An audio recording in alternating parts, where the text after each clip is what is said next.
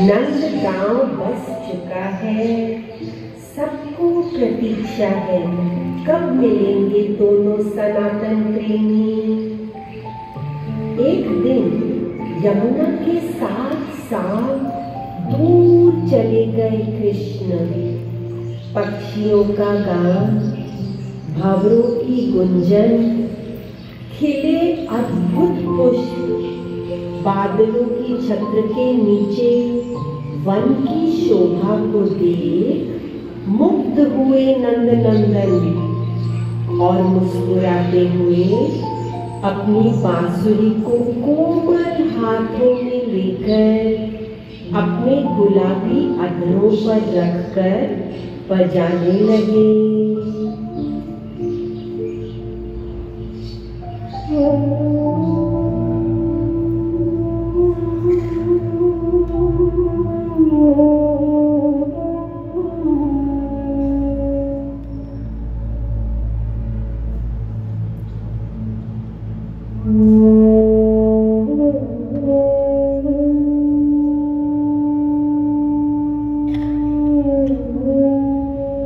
ब्रज ने पहली बार प्रभु की बांसुरी का आनंद पाया।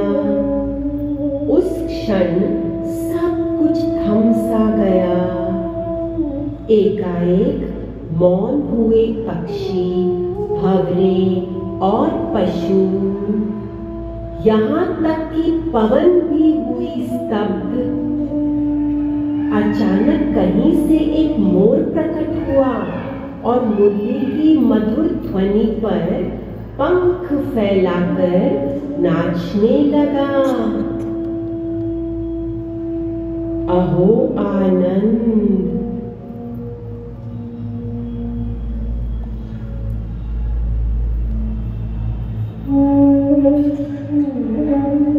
तभी मीठी खुशबू से मिश्रित हवा का आभास हुआ। कृष्ण की बांसुरी थम गई। मोर ने नाचना बंद किया और मुड़कर इशारे से कृष्ण को अपने पीछे आने का आग्रह किया। जहां से सुगंध आ रही थी उस ओर चले कृष्ण और एक सरोवर के घाट पे आ पहुंचे। वहां लाडली जू राधा रानी भी विराजी। बिन सूरत देखे कृष्ण अपनी गौलोक संगिनी को पहचान गए। पास और पास आए और पीछे से हाथ रखा कृष्ण ने। स्पर्श से चौंकी और मुड़कर देखी राधा अपने श्याम को। दोनों के नयन मिले और मानो त्राटक लग गई दोनों में, जैसे नयन भी कह रहे हों और पीने दो इस रूप सुधा को। प्यासे हैं, कितने समय बाद मिले हैं।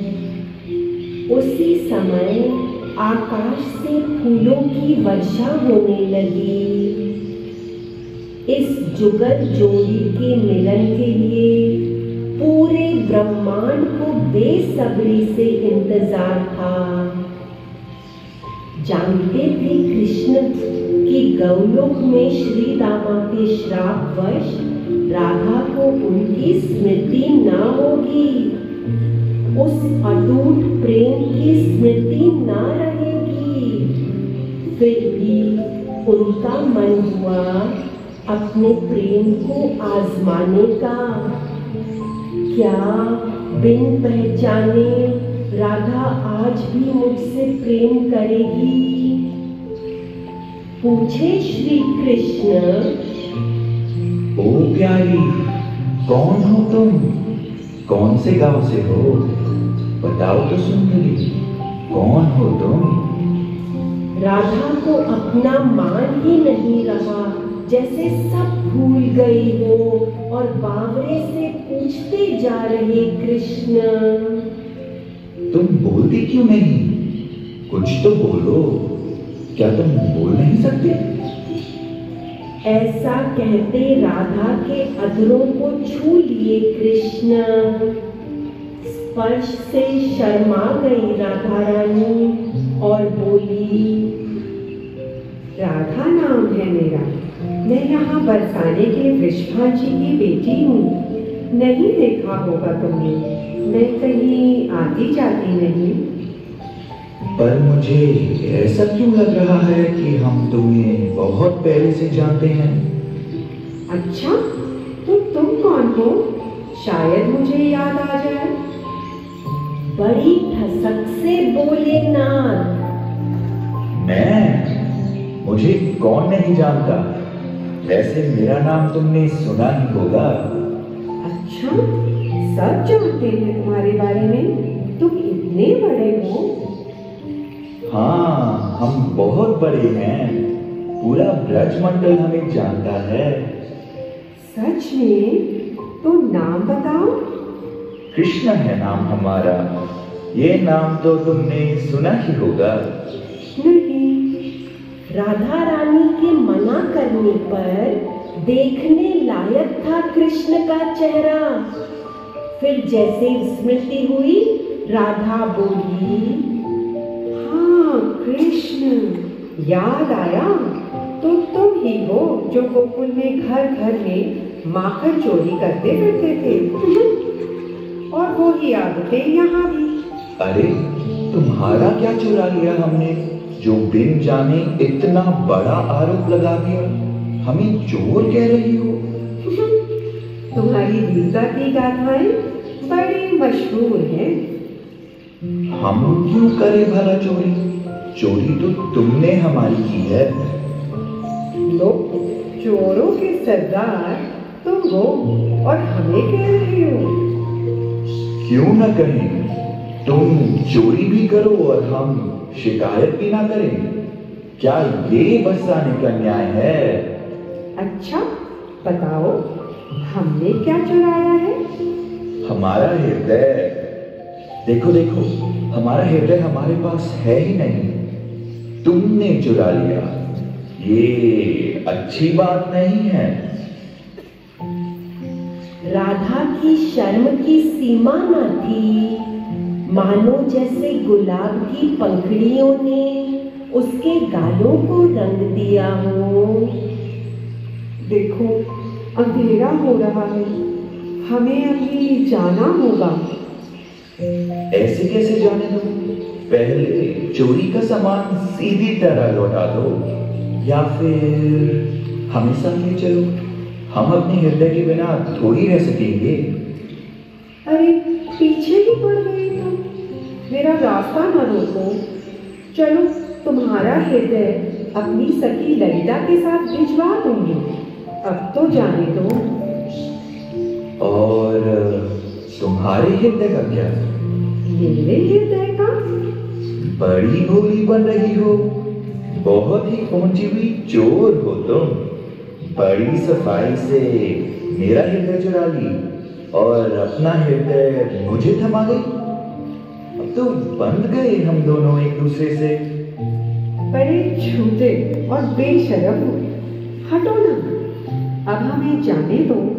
जे हम तुम चोरी से बंधे एक डोरी से, जइयो कहाँ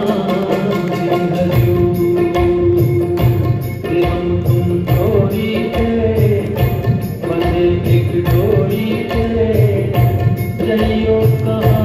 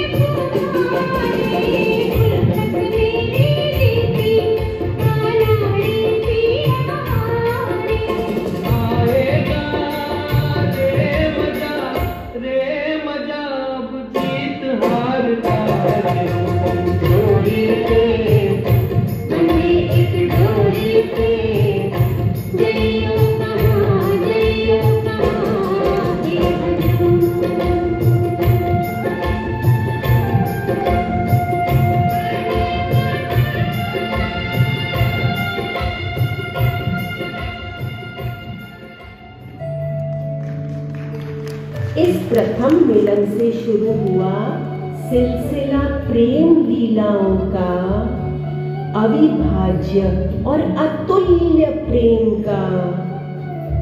कृष्ण बस करे राधे राधे और श्री जी आनंद स्वरूप कृष्ण के बिना एक पल नहीं रह सकती। कृष्ण को सुख देने में ही बसे थे उनके प्राण।